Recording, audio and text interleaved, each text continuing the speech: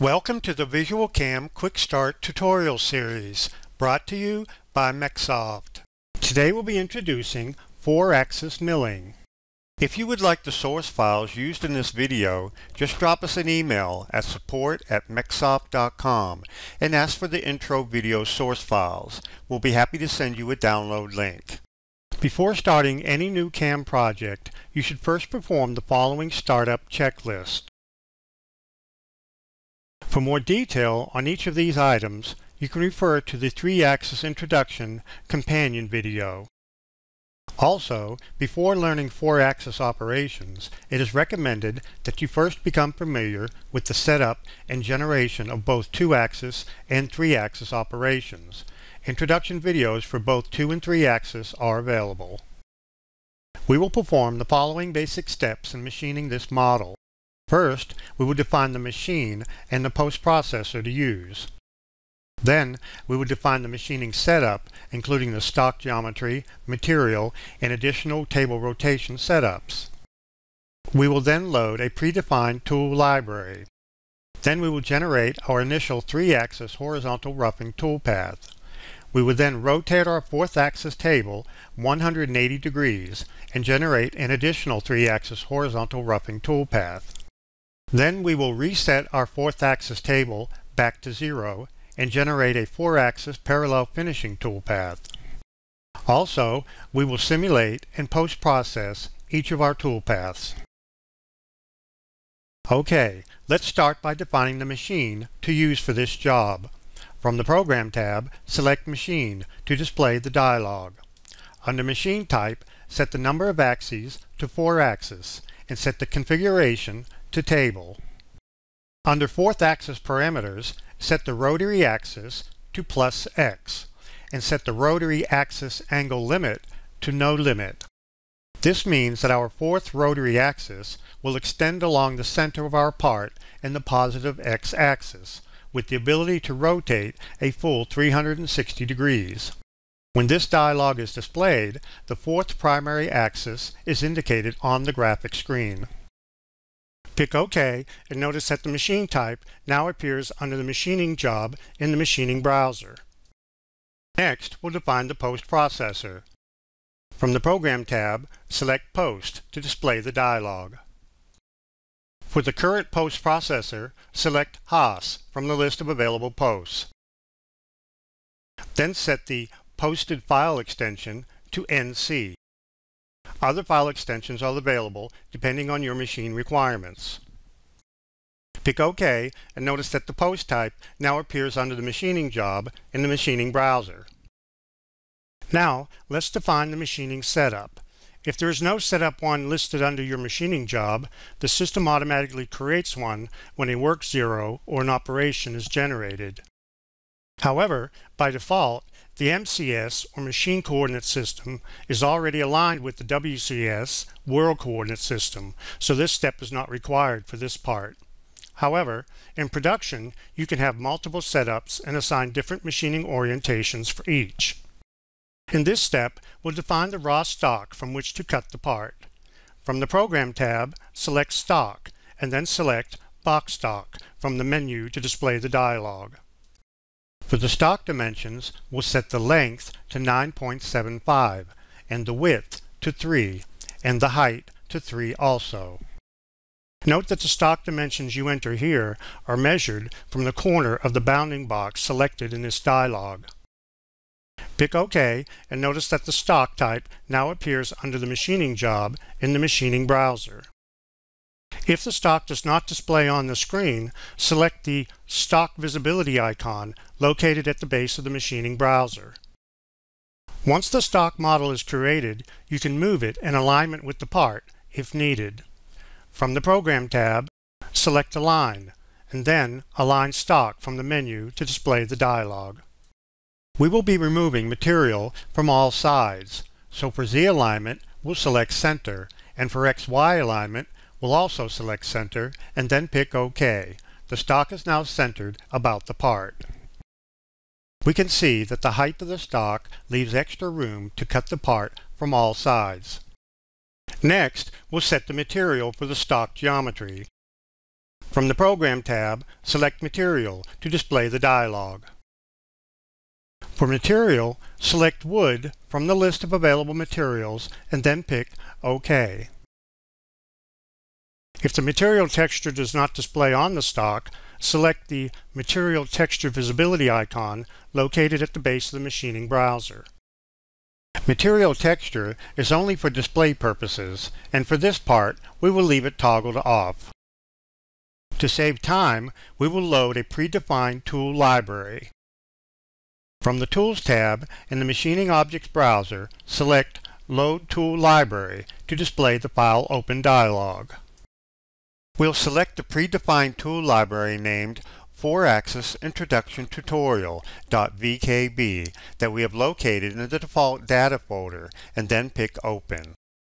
If you would like the source files used in this video, just drop us an email at support@mecsoft.com and ask for the intro video source files. We'll be happy to send you a download link.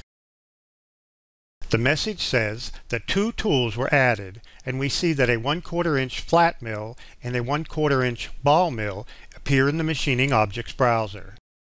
If you double-click on one of the tools, you see it displays the Create Edit Tools dialog with its dimensions and speeds and feeds parameters already defined.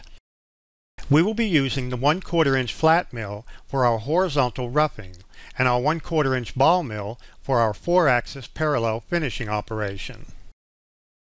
Now, let's discuss our approach to machining this part. You can see that we have added a 1/4 inch cylindrical core along the center of the part that extends out the full width of the stock. This will serve to anchor the part to the stock during machining. You can also see that we have added a planar rectangle at the center line of our part on the XY plane. This will serve as containment for our 2 horizontal roughing operations. In our initial setup 1, we will use a 3-axis horizontal roughing operation to rough out the part from the top of our stock down to the center line. We will then create setup 2 that indexes our rotary table 180 degrees and then use a second 3-axis horizontal roughing operation to rough out the part from the bottom of our stock up to the center line. We use the terms top and bottom for display purposes only. The actual stock on the 4-axis CNC machine will be rotating along the x-axis. Once the second 3-axis horizontal roughing operation is complete, we will then create a setup 3 that will index our rotary table back to 0. Then we will program our 4-axis parallel finishing operation. During this operation, the rotary table will index a full 360 degrees to finish the entire part along the x-axis. So if you're ready, let's get started. We will begin with the 3-axis horizontal roughing operation with the rotary table set to its default index of 0. This is labeled Setup 1 under the machining job in the machining browser. From the Program tab, select 3-axis and then Horizontal Roughing from the menu of 3-axis operations. This will display the Horizontal Roughing Operations dialog. By default, the Control Geometry tab is displayed first, allowing you to define drive and/or containment regions. In 3-axis, this tab is basically used if you want to contain your toolpath to a specific area of the part.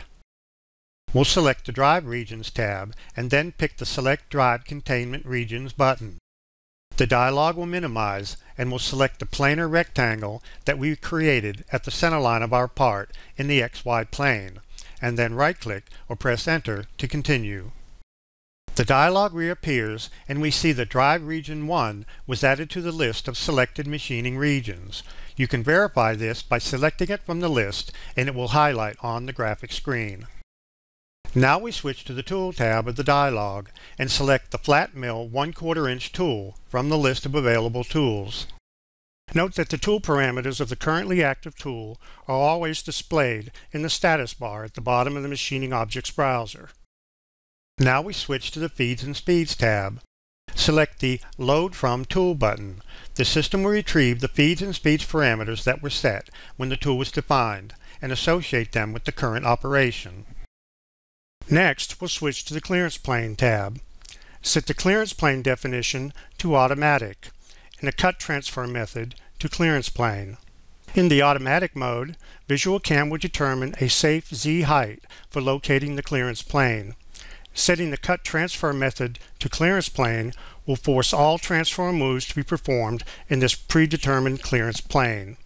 This dialog is active, the clearance plane is shown on the graphic screen.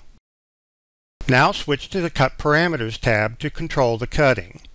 We'll leave the tolerances set to 0.01 or 10 thousandths and leave the stock set to 0.025. This means that we will be leaving 25 thousandths of stock remaining on the part and that the actual toolpath cannot deviate from the stock height more than 10 thousandths after machining. For the step over, which is the distance the tool will move per pass in the X and the Y, we'll make it 40% of the tool diameter. You can also specify the step over by entering an exact linear distance. Now we select the Cut Levels tab and set the Step Down control to 50% of the tool diameter. We mentioned that the step over defined on the Cut Parameters tab is the distance the tool moves in the X and Y. Now, the step down specified here is the distance the tool can move in Z. This means that each Z level cut in the roughing operation will remove 50% of the tool diameter, which in this case will be 1/8 of an inch. You can refer to the images in the dialog for information about what each parameter means. Now we go to the Cut Levels section and check the box next to Bottom, and then enter 0 in the field provided. We want the depth of our roughing operation to stop at the center line of our part. Next, we'll select the Engage Retract tab. This tab allows you to separately specify motions the tool will follow when it engages and retracts both material and air. For Engage Retract in Material, we'll set the ramp motion to Path and set the ramp angle A to 10 degrees. You can refer to the images in the dialog for information about what each parameter means. Next, we'll check the box next to Always Engage in Previously Cut Area if possible. As the name suggests, if possible, the system will use the in-process stock model to select an engagement point in an area that has already been previously cut. For Engage Retract in Air, we'll select Linear Extension D and enter a value of 0.275. This will extend the engagement point out from the part by 275 thousandths of an inch. Now we'll pick Generate to calculate the toolpath and display it on the graphic screen. Note that the display of the toolpath in the graphic screen can be turned on and off by selecting the toolpath visibility icon located at the base of the machining browser. The new toolpath can now be simulated to display the in-process stock model. Switch to the Simulate tab at the top of the machining browser. Select Preferences and then set the simulation model to polygonal, and then pick OK. Then, under the Preferences button, check the box next to Simulate by Moves. This will speed up the simulation. You can also adjust the slider to further speed up the simulation. Now we select the 3-axis horizontal roughing operation we just created and then pick Play to run the simulation. Then we can select the toolpath visibility icon from the base of the machining browser to turn off the toolpath and see the in-process stock model. If you don't want to wait for the entire toolpath, you can select Pause and then To End to calculate and display the entire toolpath simulation. Now with the part roughed out from one side, we will create a second setup to rotate the table 180 degrees so we can rough out the opposite side. From the Program tab, select Setup and then Rotate Table Setup from the menu of Setup Operations. This will display the Rotate Table Setup Operation dialog. For the table rotation angle, we'll enter 180. Select counterclockwise and then pick OK. You will see that Setup 2 was added to the machining job. You will also notice that the MCS triad on the graphic screen is now rotated 180 degrees about the x-axis. Now we'll use copy and paste to create a second roughing operation from the first. Select the horizontal roughing operation we just created under Setup 1. Now right-click on the selected operation and pick Copy. Now select Setup 2 that we just created. Right-click and select Paste. This creates a copy of the operation and places it below Setup 2 in the machining job. We want this second horizontal roughing operation to use the same dry region as the first, as well as all of its same parameters.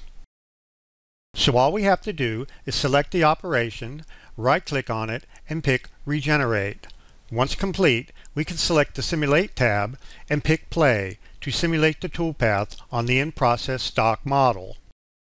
As you can see from the in-process stock model, our part is now roughed out from both sides. Now with our roughing operation complete, we'll create a third setup and rotate the table back to 0 in preparation for our 4-axis parallel finishing operation. From the Program tab, select Setup and then Rotate Table Setup from the menu of Setup Operations. This will display the Rotate Table Setup Operation dialog. For the table rotation angle, we'll enter 0 and then pick OK. You will see that Setup 3 was added to the machining job. You will also notice that the MCS triad on the graphic screen is now rotated back to 0 degrees. Now we're ready to program our 4-axis parallel finishing operation. In this method, finish cutting is performed by varying the table rotation continuously as the tool traverses along or across the rotary axis. This method is similar to the 3-axis parallel finishing, except that the cutting is performed in 4-axis mode. From the Program tab, select 4-axis and then Parallel Finishing from the menu of 4-axis operations. This will display the 4-axis parallel finishing operations dialog. From the Control Geometry tab, select Remove All. We don't want any machining region selected. When you do this, the system considers the entire part as one continuous drive region. Now we switch to the Tool tab of the dialog and select the Ball Mill 1/4 inch tool from the list of available tools. Now switch to the Feeds and Speeds tab. Select the Load From Tool button. VisualCAM will retrieve the feeds and speeds parameters that were set when the tool was defined and associate them with the current operation. Now we'll switch to the Clearance Plane tab. Set the clearance plane definition to Automatic and the Cut Transfer method to Clearance Geometry. In 4-axis machining, a cylindrical clearance zone is calculated around the rotation axis. In the automatic mode, the system will determine a safe Z height for locating the clearance cylinder. Setting the Cut Transfer method to Clearance Geometry will force all transfer moves to be performed in this determined clearance cylinder. When this dialog is active, the clearance cylinder is shown on the graphic screen. Now we'll switch to the Cut Parameters tab to control the cutting. Under Global Parameters, we'll set both the in tolerance and out tolerance to 0.001 and set the stock to 0. This means that the toolpath cannot deviate above or below the actual part surface more than 1/1000th of an inch. For the cut pattern, we'll select Along Axis, a zigzag pattern, and Low to High. As the image in the dialog illustrates, the cut will traverse along and parallel to the rotation axis in a zigzag pattern, beginning at the end closest to the axis origin. Since we don't want the toolpath to cut into the remaining stock at each end of the part, we will contain it using the Cut Axial Containment section of the dialog. For low value L, we will enter 0.5, and for high value H, we will enter 9.25. Entering these values will contain the toolpath within the area we have previously roughed out. We will leave Start Angle S set to 0 and End Angle E set to 360. This will allow the cut to rotate a full 360 degrees, covering the entire part. Next, we'll set the step-over control to 15% of the tool diameter. Now, we'll leave any remaining parameters set to the default values and pick Generate. Once complete, we can select the Simulate tab and then pick Play to simulate the toolpath on the in-process stock model.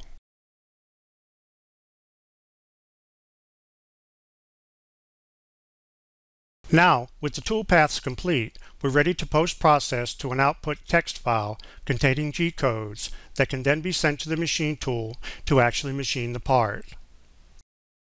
Now, switch back to the Program tab. To post all setups in one G-code file, select only the machining job at the top of the machining browser, and then right-click and select Post All. This will post-process all setups and all operations created under the machining job. By default, the part file name is used as the G-code file name. Also by default, the posted G-code file is saved to the folder where the part file is located. Now pick Post, and the G-code file is displayed in Notepad, where it can be viewed or edited manually. Now close Notepad. Here are some additional selection techniques you can use. When your machining job contains multiple setups, you can select any setup, right-click and select Post to post only that setup. While holding the Control key down, you can select multiple operations and then right-click and select Post to post only the selected operation. For further assistance, you can visit the online help supplied with the program or visit www.mecsoft.com for additional tutorials. Thank you.